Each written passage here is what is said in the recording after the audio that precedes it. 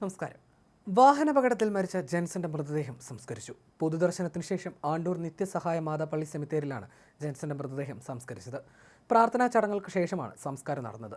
മാതാപിതാക്കളും സഹോദരിയും ഉൾപ്പെടെയുള്ളവർ ജെൻസന് അന്ത്യചുംബനം നൽകിയാണ് യാത്രയാക്കിയത്. കണ്ടുനിന്നവർക്കെല്ലാം അത് വേദന നൽകുന്ന കാഴ്ചയായിരുന്നു. വീട്ടിൽ മതപരമായ ചടങ്ങുകളും സംഘടിപ്പിച്ചിരുന്നു. പ്രാർത്ഥനയ്ക്ക് ശേഷമാണ് മൃതദേഹം ആണ്ടൂർ നിത്യസഹായ മാതാപള്ളിയിലേക്ക് കൊണ്ടുപോയത്. ശ്രുതിയെ ജെൻസന്റെ മൃതദേഹം കാണിച്ച കാഴ്ചയും കണ്ടുനിന്നവർക്ക് വേദന നൽകി. അതിവൈകാരികമായിരുന്നു ആ നിമിഷം. ജെൻസന്റെ ചേതനയേറ്റ ശരീരം ഉള്ളുവിടഞ്ഞാണ് ശ്രുതി കണ്ടത്. കൽപ്പറ്റ ലിയോ ആശുപത്രിയിൽ മൗനം താളം കെട്ടിക്കിടന്ന ഒരു മുറിയിൽ വെച്ച് അവർ അവസാനമായി കണ്ടു. ശസ്ത്രക്രിയയ്ക്ക് ശേഷം വിശ്രമത്തിലായിരുന്ന ശ്രുതി ഐസിയുവിൽ നിന്നാണ് സ്ട്രെച്ചറിൽ പ്രത്യേകമായി ഒരുക്കിയ മുറിയിൽ ജെൻസനെ കാണാനെത്തിയത്. കരച്ചിലടക്കാനാവാതെ ശ്രുതി പൊട്ടിക്കരഞ്ഞുവെന്നാണ് മുറിയിലുണ്ടായിരുന്നവർ പറയുന്നത്. പിന്നാലെ മയക്കാനുള്ള മരുന്ന് നൽകി ശ്രുതിയെ മയക്കി കിടത്തിയെന്നാണ് ആശുപത്രിയിൽ നിന്ന് ലഭിക്കുന്ന വിവരം. മൃതദേഹം പള്ളിയിലേക്ക് എടുത്തതോടെ ശ്രുതിമോളോട് ഞാൻ എന്ത് പറയും എന്ന് നെഞ്ചുപൊട്ടി കരയുകയായിരുന്നു അമ്മ. ജെൻസനെ അവസാനമായി ഒരു നോക്ക് കാണാൻ വൻ ജനക്കൂട്ടമാണ് വീട്ടിലേക്ക് എത്തിയത്.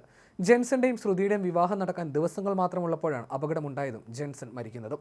കഴിഞ്ഞ ദിവസം നടന്ന അപകടത്തിൽ അതീവ ഗുരുതരമായി പരിക്കേറ്റ് തീവ്രപരിചരണ വിഭാഗത്തിൽ ചികിത്സയിലായിരുന്ന യുവാവ് ഇന്നലെ രാത്രി 8:57 മരിച്ചത്. ജെൻസന്റെയും ശ്രുതിയുടെയും വിവാഹ ഒരുക്കങ്ങളിലേക്ക് കടക്കാനിരിക്കെയാണ് അപകടം ജെൻസന്റെ ജീവനെടുത്തത്. ചൂരൽമല ഉരുൾപൊട്ടലിൽ ഉറ്റവരെല്ലാം നഷ്ടപ്പെട്ടപ്പോഴും മനസ്സ് കൈവിടാതെ ശ്രുതിയെ പിടിച്ചു നിർത്തിയത് ജെൻസൺ ആയിരുന്നു. ജെൻസന്റെ കറകളഞ്ഞ സ്നേഹമാണ് ഇന്നലെ രാത്രിയോടെ ശ്രുതിയെ വിട്ടുപോയത്. ഇതോടെ ശ്രുതിയെ തനിച്ചാക്കിയുള്ള ജെൻസന്റെ മരണം കേരളത്തിനാകെ നോവായി മാറി. ശ്രുതിയുടെ ബന്ധുക്കൾ മരിച്ച് 41 ദിവസത്തിനു ശേഷം വിവാഹം നടത്താനുള്ള ഒരുക്കങ്ങളിലേക്ക് കടക്കാനിരിക്കുകയായിരുന്നു കുടുംബം. ഇതിനിടയിലാണ് അപ്രതീക്ഷിതമായി ജെൻസനെ മരണം തട്ടിയെടുത്തത്. ബന്ധുക്കൾക്കൊപ്പം കോഴിക്കോട് കൊടുവള്ളിയിലെ ബന്ധുവീട്ടിലേക്ക് പോകുമ്പോഴാണ് മരണം അപകടത്തിന്റെ രൂപത്തിലെത്തിയത്. ഡ്രൈവിംഗ് സീറ്റിലായിരുന്ന ജെൻസന് തലയ്ക്ക് അതീവ ഗുരുതരമായി പരിക്കേൽക്കുകയായിരുന്നു. ആന്തരിക രക്തസ്രാവം അനിയന്ത്രിതമായ നിലയിലുമായിരുന്നു. കോഴിക്കോട് മെഡിക്കൽ കോളേജിൽ എത്തിച്ച യുവാവിനെ അടിയന്തര ശസ്ത്രക്രിയകൾക്ക് ശേഷം വെന്റിലേറ്ററിലേക്ക് മാറ്റുകയായിരുന്നു. എന്നാൽ ശ്രുതിയുടെയും കേരളക്കരയുടെയും പ്രാർത്ഥനകൾ വിഫലമാക്കി രാത്രി യുവാവ് മരണത്തിന് കീഴടങ്ങി. ശ്രുതിയും ജെൻസനും സ്കൂൾ കാലം മുതൽ സുഹൃത്തുക്കളാണ്. ആ പരിചയമാണ് പ്രണയത്തിലേക്കും പിന്നീട് വിവാഹ നിശ്ചയത്തിലേക്കും എത്തിയത്.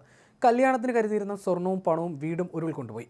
ഡിസംബറിൽ ഇരുവരുടെയും വിവാഹം നടത്താനായിരുന്നു തീരുമാനം. എന്നാൽ ശ്രുതിക്ക് എന്തിനു കൂടെ ഒരാൾ വേണമെന്ന ബോധ്യത്തിൽ ഈ മാസം അവസാനത്തിൽ വെറും ചടങ്ങ് മാത്രമാക്കി ശ്രുതിയെ ജീവിതത്തിലേക്ക് കൂട്ടാനുള്ള തീരുമാനത്തിലായിരുന്നു ജെൻസൺ.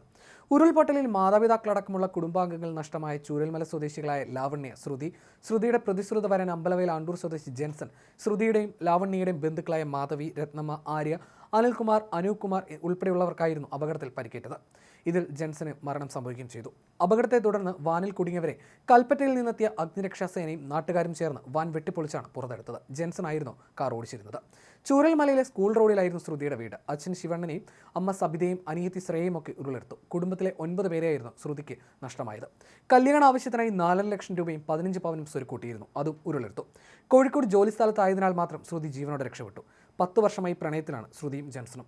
ദുരന്തത്തിന് 1 മാസം മുമ്പായിരുന്നു ജെൻസണും ശ്രുതിയും തമ്മിലുള്ള വിവാഹം. അതേ ദിവസം തന്നെയായിരുന്നു ശ്രുതിയുടെ പുതിയ വീടിന്റെ പാലുകാച്ചലും. എന്നാൽ 1 മാസത്തിനു ശേഷം എല്ലാ സന്തോഷങ്ങളും തൂത്തുവാരിയാണ് ഉരുൾ ശ്രുതിയുടെ ജീവിതത്തിൽ ദുരന്തം വിതച്ചത്. ദുരന്തത്തിന് ശേഷം പ്രതിശ്രുത വരൻ ജെൻസൺ ആയിരുന്നു ശ്രുതിക്ക് താങ്ങും തണലുമായി കൂടെ നിന്നത്. അതും ഇപ്പോൾ ഇല്ലാതായിരിക്കുകയാണ്.